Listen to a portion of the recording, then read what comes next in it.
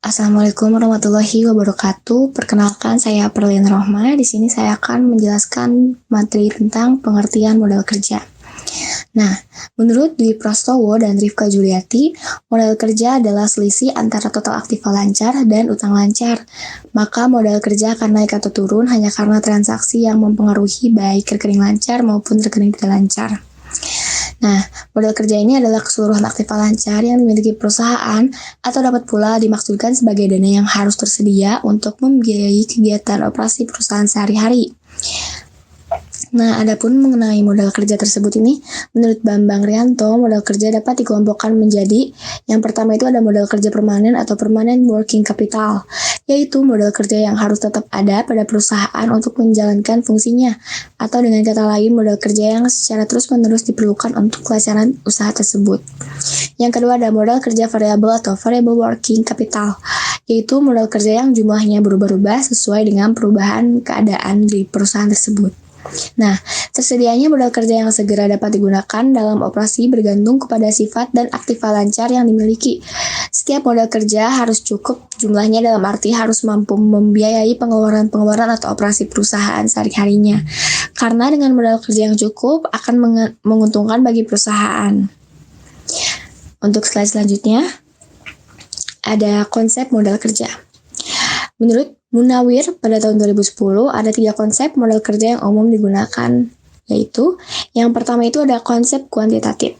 Nah, konsep ini menitik beratkan kepada kuantum yang diperlakukan untuk mencukupi kebutuhan perusahaan dalam membiayai operasinya yang bersifat rutin atau menunjukkan jumlah dana atau fund yang tersedia untuk tujuan operasi jangka pendek. Nah, dalam konsep ini kita menganggap bahwa modal kerja adalah jumlah aktiva lancar atau gross working capital. Yang kedua itu ada konsep kualitatif. Nah, konsep ini menitik beratkan kepada kualitas modal kerja. Dalam konsep ini, pengertian modal kerja adalah kelebihan aktiva lancar terhadap hutang jangka pendek atau net working capital, yaitu jumlah aktiva lancar yang berasal dari pinjaman jangka panjang maupun para pemilik perusahaan. Yang terakhir ada konsep fungsional. Nah, konsep ini menitik beratkan fungsi dari dana yang dimiliki dalam rangka menghasilkan pendapatan atau laba ya dari perusahaan maupun dari produk perusahaan tersebut. Sekian dari saya kembalikan. Baik, terima kasih moderator atas waktu dan kesempatannya. Perkenalkan, nama saya Anissa Alif akan menjelaskan tentang manfaat dan penggunaan modal kerja. Menurut Munawir tahun 2010, manfaat modal kerja yaitu yang pertama, untuk melindungi perusahaan terhadap krisis modal kerja karena turunnya nilai dari aktiva lancar. Yang selanjutnya, memungkinkan untuk dapat membayar semua kewajiban-kewajiban tepat pada waktunya. Yang ketiga, memungkinkan perusahaan untuk memiliki persediaan dalam jumlah yang cukup untuk melayani para konsumen. Kemudian, memungkinkan bagi perusahaan untuk memberikan syarat kredit yang lebih menguntungkan kepada para langganannya. Dan yang terakhir, perusahaan dapat beroperasi dengan lebih efisien karena tidak ada kesulitan untuk memperoleh barang ataupun jasa yang Yang selanjutnya, tentang penggunaan modal kerja. Menurut Kasmir, penggunaan modal kerja dapat dilakukan untuk yang pertama, pengeluaran untuk gaji, upah, dan biaya operasi perusahaan lainnya. Maksudnya, dari pengeluaran untuk gaji, upah, dan biaya operasi perusahaan lainnya, perusahaan mengeluarkan sejumlah uang untuk membayar gaji, upah, dan biaya operasi perusahaan lainnya yang digunakan untuk menunjang penjualan. Kemudian, pengeluaran untuk membeli bahan baku atau barang dagangan.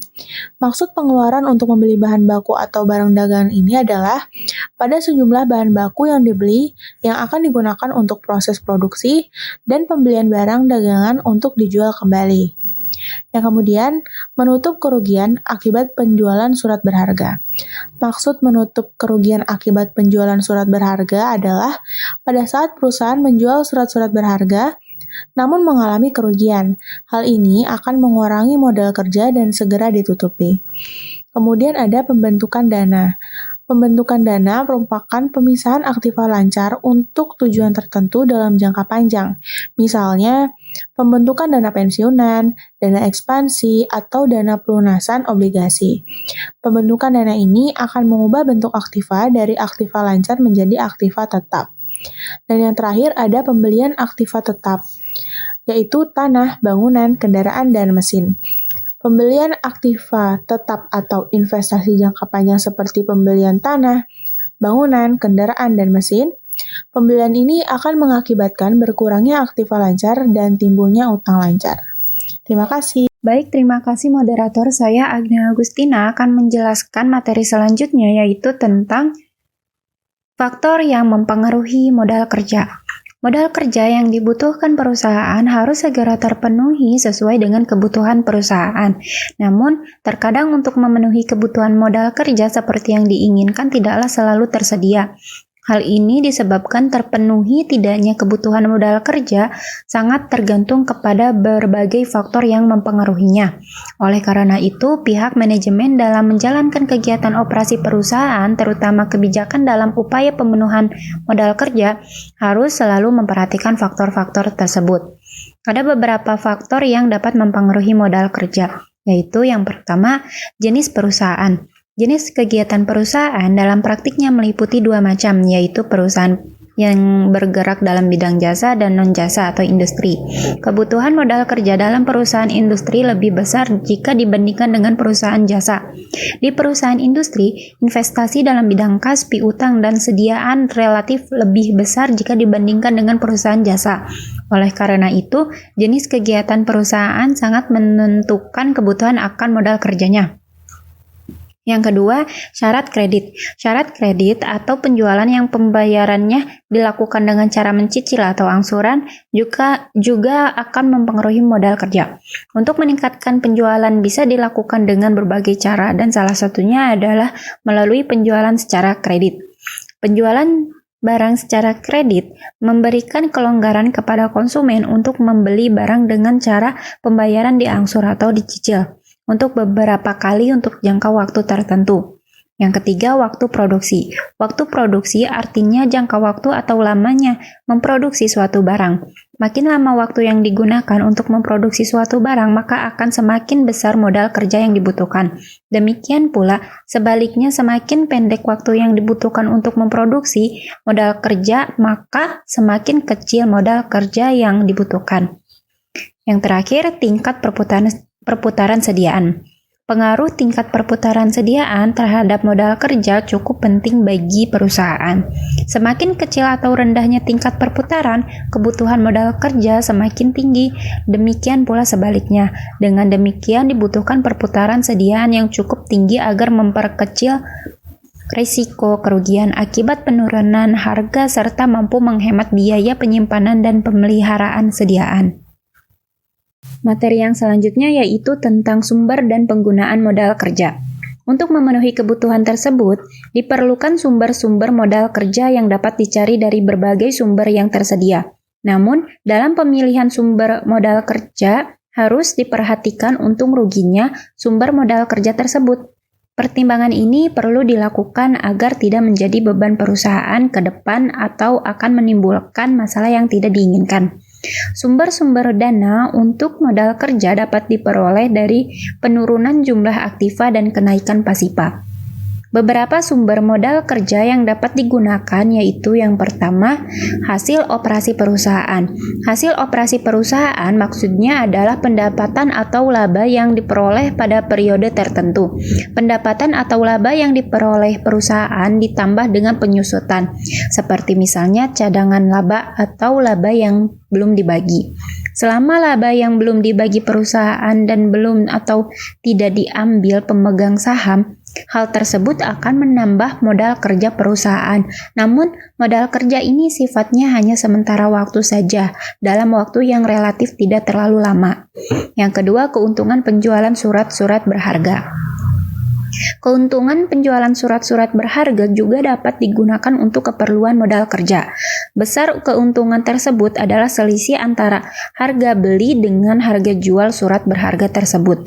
Namun sebaliknya, jika terpaksa harus menjual surat-surat berharga dalam kondisi rugi, otomatis akan mengurangi modal kerja. Yang ketiga, penjualan saham. Penjualan saham artinya perusahaan melepas sejumlah saham yang masih dimiliki untuk dijual kepada berbagai pihak. Hasil penjualan saham ini dapat digunakan sebagai modal kerja. Dan yang keempat, penjualan aktiva tetap. Pada penjualan aktiva tetap, maksudnya yang dijual di sini adalah aktiva tetap yang kurang produktif atau masih menganggur. Hasil penjualan ini dapat dijadikan uang kas atau piutang sebesar harga jual. Yang kelima, penjualan obligasi. Penjualan obligasi artinya perusahaan mengeluarkan sejumlah obligasi untuk dijual kepada pihak lainnya. Hasil penjualan ini juga dapat dijadikan modal kerja, sekalipun hasil penjualan obligasi lebih diutamakan kepada investasi perusahaan jangka panjang.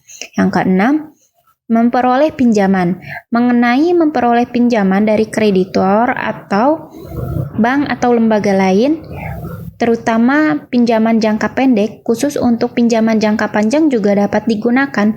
Hanya saja peruntukan pinjaman jangka panjang biasanya digunakan untuk kepentingan investasi.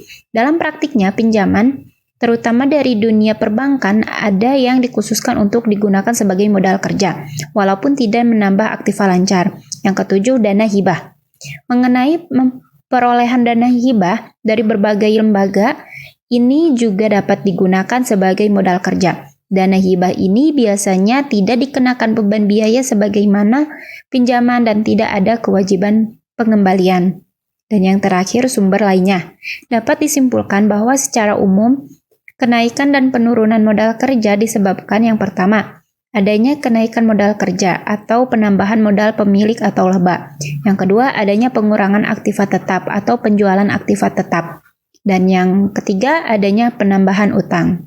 Sekian materi saya kembalikan kepada moderator.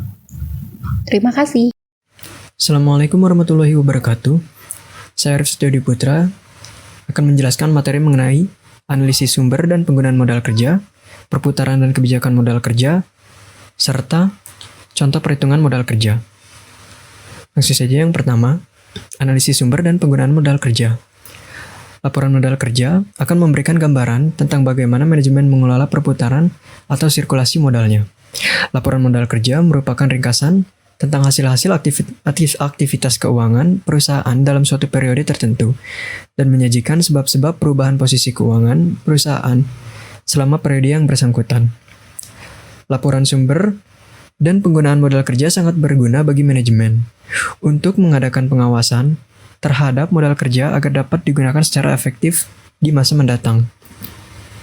Penyajian laporan perubahan modal kerja memerlukan adanya analisis tentang kenaikan dan penurunan dalam pos-pos yang tercantum dalam neraca yang dibandingkan antara dua periode tertentu, serta informasi-informasi yang sehubungan dengan data perusahaan yang bersangkutan, misalnya besarnya laba, adanya pembayaran dividen, dan sebagainya.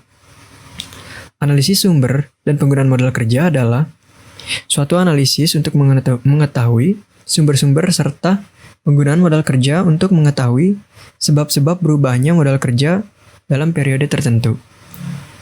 Perubahan dari unsur-unsur non-akun lancar atau aktiva tetap, hutang jangka panjang, dan modal sendiri yang mempunyai efek memperbesar modal kerja disebut sebagai sumber-sumber modal kerja. Sebaliknya, perubahan dari unsur-unsur non-akun lancar yang mempunyai efek memperkecil modal kerja disebut sebagai penggunaan modal kerja. Materi berikutnya mengenai perputaran dan kebijakan modal kerja.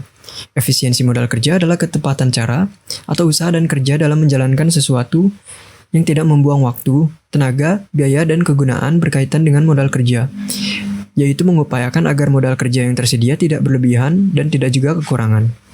Modal kerja sebaiknya tersedia dalam jumlah yang cukup agar memungkinkan perusahaan untuk beroperasi secara ekonomis dan tidak mengalami kesulitan keuangan dengan menutupi kerugian-kerugian dan dapat mengatasi keadaan kritis atau darurat tanpa membahayakan keadaan keuangan perusahaan. Untuk dapat menentukan jumlah modal kerja yang efisien, terlebih dahulu diukur dari elemen-elemen modal kerja. Dalam pengelolaan modal kerja, perlu diperhatikan 3 elemen utama, yaitu kas, piutang, dan persediaan. Dari semua elemen modal kerja, dihitung perputarannya. Semakin cepat tingkat perputarannya, masing-masing elemen modal kerja, maka modal kerja dapat dikatakan efisien. Tetapi jika perputarannya semakin lambat, maka penggunaan modal kerja dalam perusahaan dapat dikatakan kurang efisien. Modal kerja selalu dalam keadaan operasi atau berputar dalam perusahaan selama perusahaan yang bersangkutan dalam keadaan usaha. Periode perputaran modal kerja atau working capital turnover period dimulai pada saat kas diinvestasikan dalam komponen-komponen modal kerja sampai pada saat kembali lagi menjadi kas. Semakin pendek periode tersebut, berarti semakin cepat perputaran modal kerja dan efisiensi penggunaan modal kerja perusahaan tinggi. Sebaliknya, semakin panjang periode perputaran kerja, berarti semakin lambat perputaran modal kerja dan efisiensi penggunaan modal kerja perusahaannya rendah. Lama periode perputaran modal kerja tergantung kepada berapa lama periode perputaran dari masing-masing komponen dari modal kerja tersebut.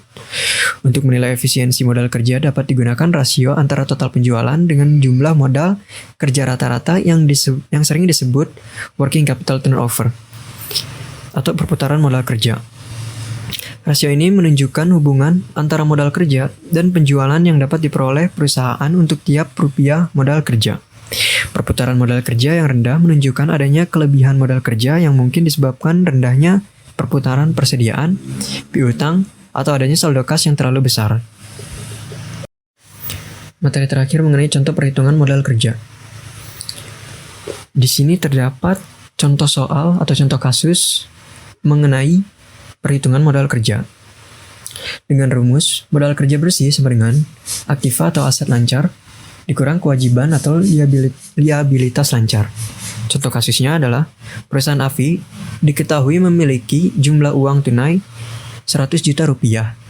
Namun utang perusahaannya mencapai 40 juta rupiah. Lalu berapakah modal kerja bersih yang dimiliki perusahaan AVI? Nah, dengan menggunakan rumus modal kerja bersih, yaitu aktiva atau aset lancar dikurang kewajiban atau liabilitas lancar, maka modal kerja bersih sama dengan 100 juta rupiah dikurang 40 juta rupiah. Maka modal kerja bersih adalah 60 juta rupiah. Hasilnya, perusahaan AVI mempunyai modal kerja bersih yang digunakan untuk memproduksi sebesar 60 juta rupiah. Sekian dari kelompok kami, mohon maaf bila ada kesalahan. Billahi taufiq wal hidayah. Wassalamualaikum warahmatullahi wabarakatuh.